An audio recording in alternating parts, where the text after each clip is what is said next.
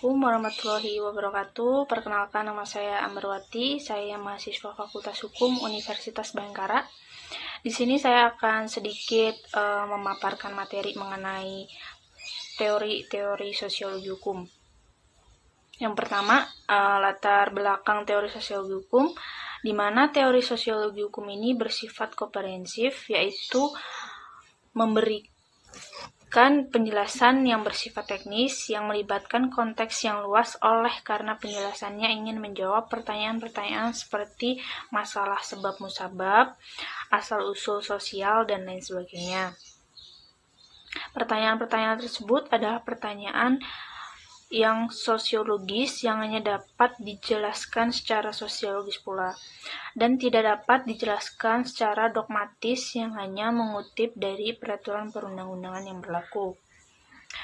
Teori sosiologi hukum ini memberikan jawaban terhadap masalah-masalah hukum dalam masyarakat yang telah gagal dijawab oleh teori hukum yang legal positivistik, sehingga menyebabkan orang mengajukan pertanyaan yang lebih mendalam dan lebih jauh daripada sebatas formal yuridis belaka yang masuk ke dalam sebab-sebab sosiologis dengan melakukan kajian sosiologis terhadap hukum dan tidak hanya berkutat pada doktrin, asas-asas, dan pasal perundang-undangan. Di sini saya akan menjelaskan sedikit mengenai legal positivistik, di mana dia adalah cara mempelajari hukum sebagai fakta yang kompleks, fenomenal, atau data sosial, dan bukan sebagai sistem nilai, sebagai metode yang men-setting nilai problem-problem formal dari keabsahan hukum, bukan aksiologi suatu keadilan dari isi norma atau aturan yang berlaku.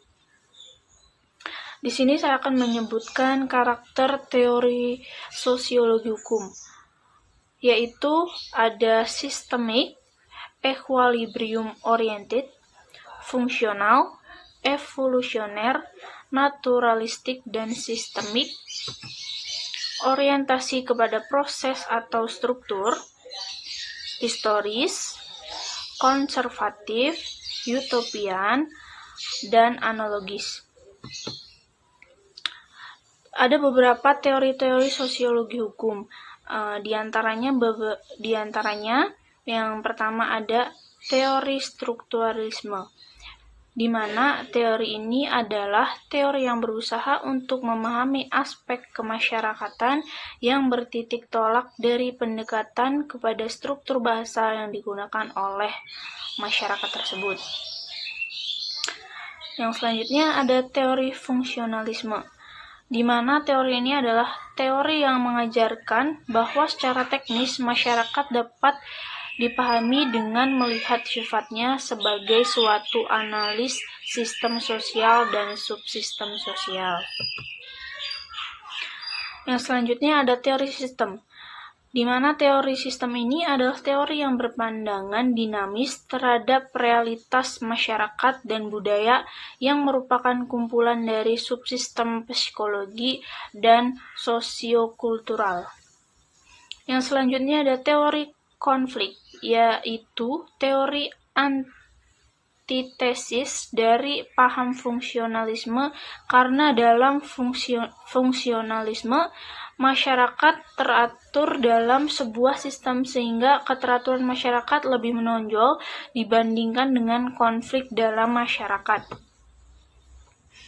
Yang selanjutnya ada teori pertukaran sosial, di mana teori ini adalah teori yang mengajarkan bahwa interaksi antara anggota masyarakat bertitik tolak dari prinsip saling bertukar antar sesama. Dalam hal ini, dimulai dari memberi sesuatu kepada orang lain dan menerima kembali sesuatu dari orang lain dalam komposisi yang seimbang. Yang selanjutnya ada teori kritis, di mana teori ini adalah teori yang berhaluan kiri yang awal mulanya dikembangkan oleh kelompok Van Krut dan kebanyakan terdiri dari aliran Marxisme, strukturalisme, dan dekonstruksi. Teori ini mengkritik berbagai hal dalam masyarakat seperti kritikannya terhadap ilmu dan ilmuwan sosial, masyarakat modern, kebudayaan massa, birokrasi, dan kelompok elit dalam suatu masyarakat. Selanjutnya ada teori yang berkaitan dengan teori sosiologis hukum. Yang pertama, teori positivisme. Teori ini dikemukakan oleh John Otis bahwa karakter hukum yang terpenting terletak pada sifatnya yang imperatif, di mana hukum merupakan perintah penguasa yang dipandang sebagai perintah dari pemegang kekuasaan tertinggi.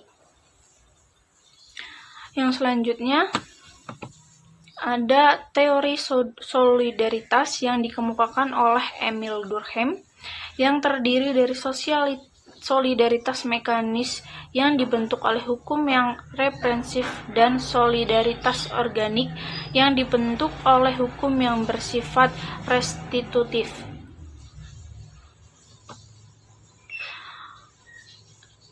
Yang selanjutnya, menurut Sajipto Raharjo, bahwa mengemukakan teori-teori sosiologis hukum memberikan penjelasan terhadap kenyataan dalam masyarakat, apakah berupa kondisi sosial maupun historis.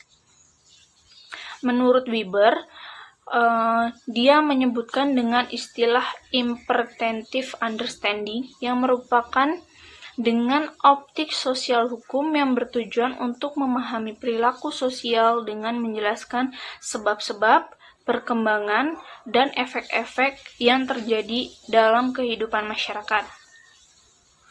Di sini teori-teori sosiologis hukum dibagi menjadi 3, ada teori klasik, teori Marco, dan teori empirik. Yang pertama, teori klasik dikemukakan oleh Hugh Ehrlich sebagai ahli sosiologi hukum pada era klasik dengan karyanya yang berjudul Fundamental Principles of the Sociology of Law, yang terkenal dengan konsep living law yang berbeda dengan pemikiran sosiologis sebelumnya, seperti mazhab sajarah yang bersifat metafisis dengan subjek individu yang abstrak. Maka Ehrlich mengemukakan pemikirannya tentang sosiologi hukum dengan membahas hubungan antara hukum dengan kelompok sosial. Yang selanjutnya ada teori Marco, di mana teori ini dikemukakan oleh Durkheim dan Weber, di mana mereka adalah tokoh sosiologi hukum yang mengemukakan teori Marco yang dengan karya-karyanya melihat sosiologi hukum sebagai kajian terhadap masyarakat sebagai suatu keseluruhan, sehingga pengkajian hukum yang ditempatkan pada kerangka pemikiran tersebut. Menurut Durkheim, dia menjelaskan bahwa hukum muncul sebagai suatu institusi yang spesialis sebagai bagian dari proses perubahan dalam masyarakat yang dipolakan sebagai proses diversiasi sosial, di mana proses pembagian kerja dalam masyarakat memberi akibat di bidang hukum yang kemudian muncul sebagai institusi yang berdiri sendiri melalui sifat yang spesial. Menurut Durkheim, dia menjelaskan juga mengapa manusia hidup bermasyarakat sedangkan pada dasarnya manusia dilahirkan sebagai individu untuk menjelaskan fenomena tersebut. Durkheim mengajukan konsep solidaritas yang mendasari pembentukan masyarakat dan untuk mendukung teori tersebut. Durkheim menjelaskan bahwa yang asli itu bukan individu, melainkan sosial. Selanjutnya, menurut pemikiran Weber, di mana dengan mempertentangkan antar orde ekonomi dengan orde hukum yang menjadi landasan untuk memasuki pembicaraan hukum dalam realita tatanan ekonomi, Weber mengkonsepkan hukum secara positivistik, yaitu sebagai suatu sistem peraturan sebagai bangunan peraturan yang memiliki koherensi logis, bebas kontradiksi untuk mencari arti yang tepat dan dari peraturan yang berisi patokan bagi perilaku tersebut.